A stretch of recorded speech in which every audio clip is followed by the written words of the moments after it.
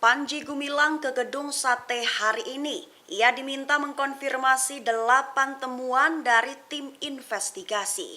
Sekretaris MUI Jabar Rafani Ahyar mengatakan jika Panji Gumilang awalnya dijadwalkan datang ke Gedung Sate pada Kamis 22 Juni pukul 13 waktu Indonesia Barat.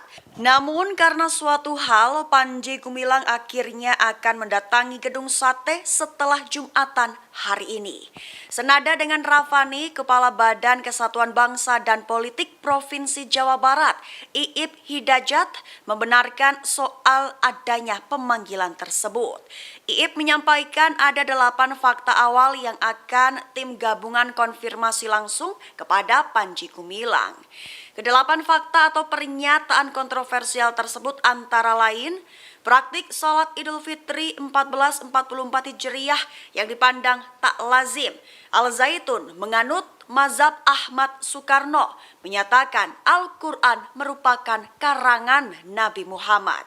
Selanjutnya, taubat zinah dengan membayar uang, mengubah salam dan menyanyikan lagu Yahudi, menyebut Indonesia adalah tanah suci, wanita boleh jadi imam dan khatib sholat, dan masjid tempatnya orang frustasi, kikir, dan kecewa. Ia menyatakan hasil pemeriksaan akan diserahkan kepada MUI Pusat, sedangkan yang terkait keberlangsungan pendidikan akan menjadi urusan Kementerian Agama.